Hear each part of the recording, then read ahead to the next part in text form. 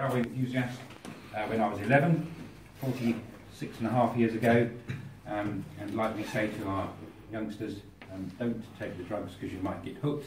I took the drug and I got hooked. And so ever since then, I have been volunteering on this railway until the year 2000.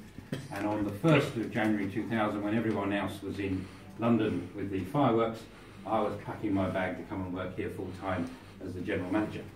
And on a good day, my mum, who's fortunately still alive, says to people, "Ah, yes, he's a very determined character, and he always told us when he was a kid he was going to become a general manager of a railway." I didn't say which railway, but I think she knew at heart it would be this railway. And so I have, as far as I'm concerned, the dream job. It's a tough job sometimes. I'll talk a little bit about where the railway is today, but it's what I always wanted to do, and I've been lucky enough in my life to do all the things from a managing point of view that I could want to do. So where's the railway today? Currently 90 years last year of running between Hythe and New Romney, so that's how it became called Romney, Hythe and Dymchurch Railway, and of course set apart by two millionaires back in the 1920s who had a ridiculous amount of money and wanted the best and fastest steam railway, model railway in the world. Within 2 years of having built it, the one remaining, because one was killed in a motor racing accident, decided he would go to Dungeness. So it's not the Romney, Hythe and Dungeness Railway because it wasn't planned to be. But now, as of 90 years this year, it started to serve Dungeness. And so we now have the privilege of going onto the Dungeness Peninsula with all of its natural assets and its need for care, with our very polluting steam engines, which don't really pollute too much. And everyone accepts us because we're part of the infrastructure. So we take hundreds of people every day, all the way along the marsh, dropping them off for gaps and stays and visits. Dymchurch gets lots of visitors on a summer's day, not quite so many in the winter, where they lit a light and use as well. That's enabled us to spend probably since 1972, when the new company, and it is a company, we're not a charity, we're actually a public company, but we have a declared policy of never paying as directors any dividends, because every pound of dividend we would potentially make, because we do make a surplus, if you look at our accounts, you'll see last year we made about £160,000, is reinvested in more things for the railway. Because whilst the locomotives are in good order, the carriages are in fairly good order, the track is in improving order, our stations are still quite tired looking, with the exception of Dungeness, which we've renewed. And so we know that for the foreseeable future we will have lots of good uses to put to that money. The fact that we make a profit is because we engage around about 140 volunteers, and many people, even writing on our social media page, will say, you know, carry on the good work, chaps and chapesses. You know, we're really proud of what you volunteers do. We don't comment on that because we are conscious also that I have a staff of 55 people paid, not handsomely paid, but paid, who are also the other backbone, because we have two, of our railway. So we have a very enmeshed situation where people start as volunteers, like I did. They become paid employees for a period of life, or forever, depending on their situation. And then as they drift away and perhaps get a more exciting job or a better paid job, they'll still continue to come back every weekend and help us. So it's that mesh. We don't have volunteers and we don't have paid people. We have staff and we have people, but they're engaging. So currently, you know, our wages bill is over £1 million. So therefore we bring to Romney Marsh, I argue, the third largest employer. Some people will say the fourth. The power station is above us, and many of our guys go off to work there for the middle period of their life because they want to become very well paid and qualified engineers. They come back to us later, hopefully. The school, the Marsh Academy, has more than 55 people, but after that we give most businesses a run for our money, and if I add my volunteers in, that makes me 195 people. Then I am the third biggest. And because of that, we aren't just, you know, we are hobbyists on the one hand, because every one of us, you know, dreams about steam engines, loves the look of a brand new steam engine, is proud of what the railway is achieving. But 95% of our customers are ordinary families, couples out for a day out. They want to eat, they want to do something interesting, they want to be looked after, and they want to just relax. And so that's where our bread and butter is, although Profile-wise, you will hear us talked about in steam railway terms, if you go onto any of the specialist sites, as a premier steam railway. But our essence is we're a tourist attraction based on history, charisma, and the fact that we care about what we do. So when you look on our TripAdvisor results, and a lot of people live in fear of their TripAdvisor results, I know we all do to start with, we're very proud that of our 1,037 as of this morning, 800 odd of those are 5s, another 300 are 4s. We have a couple of 2s and 1s, which are always very disappointing and upsetting. They're the ones I reply to because they're the ones that matter most. But the good ones, which are by far, 97% of them, talk about 3 things.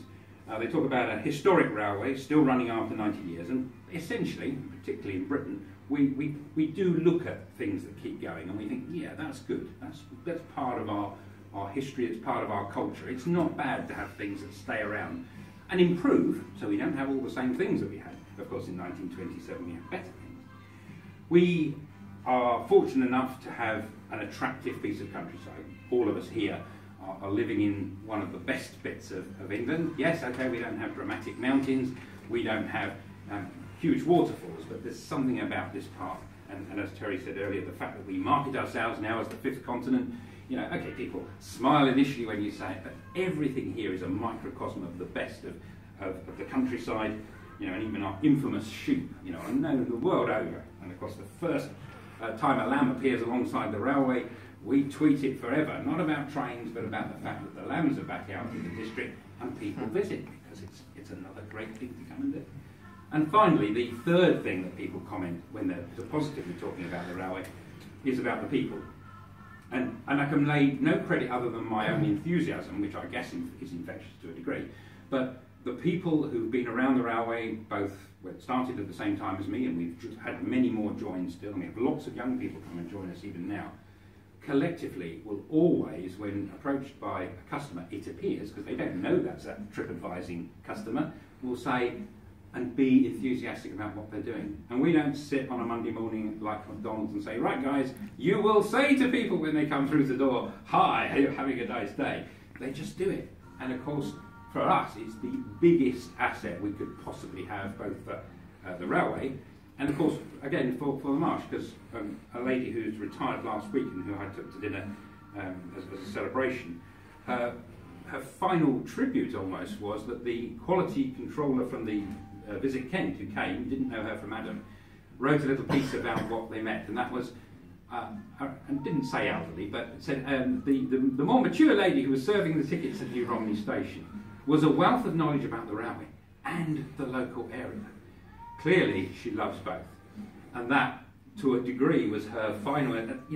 Working for the railway for 30-something years, not jaded, not tired. The only reason retiring just to spend a little bit more time now with the grandchildren, and that, for us, is the peak of what people achieve for us. So, we are very fortunate in having this wonderful asset to keep and look after. We have now renovated most of the engines over the last 15 years so that they will go on for 40, 50 years with care. Last weekend, Samson, which is one of the original fleet, built in 1927, took to the rails again after a 4-year break. We've been looking after it. And our mix with modern, yes, we got, every one of us was polishing it and getting it ready, and everyone was very proud. We tested it for hours so it would be absolutely right on the day. But then had 2 colleagues who were totally into how to use social media to promote us. So we had on the cab of the locomotive, literally on the driver's shoulder, a webcam, and that's the first time, as we understand it, on a steam railway that we broadcast a journey looking ahead through live, and by the time we got to New Romney, there were 8,000 people watching that broadcast. Now, it doesn't sound a lot, TV is millions, but from our point of view, that amount of interest, and these weren't all railway nuts, there were a number of us amongst it. So things like that says, this is a railway built on history, but a railway that hasn't stopped growing, hasn't stopped developing. And so we were proud last year to have our busiest year in revenue, not quite the busiest in passengers. We have a dream to get back to 200,000 visitors a year. We're on the knockings of that, we're at 183 now. We turned over £2.4 million, I'd say most of that reinvested, and had the pleasure of employing 55 people and making interesting lives for all those visitors. So that's us, and that's what we're about. We're well known in the area, but what we're perhaps not always recognised for is the fact that we do more than just a train ride. Our engineering shops are now probably the best in our size of railway, mainly working on our own steam engines, but we've also been turning out components, one-offs for other people, because we have some very accurate engineers. And my dream, again, before retiring, is to grow our engineering workshops so that we, first of all, can look at having more trainees. Quite a hard thing to find people who also like to teach things that are very meticulous, because it only takes one person to do it wrong and that piece of work is ruined. So there's a real sort of trust element to that, but we see that. And in terms of the customer service that clearly we are achieving through our TripAdvisor results, it seems to me we could be training and engaging other people's new starters and just getting that level of enthusiasm up in our areas of expertise as well. We aspire to be as good as you folks when it comes to our catering. We currently are seeing £800,000 of income through our catering outlets. Without that, the railway wouldn't be looking after its engines. We have some great reliable staff. Where we are looking to improve and engage with others to do it is in the quality of the presentation, which is first class here. Decor we're improving, we've seen the way forward on that.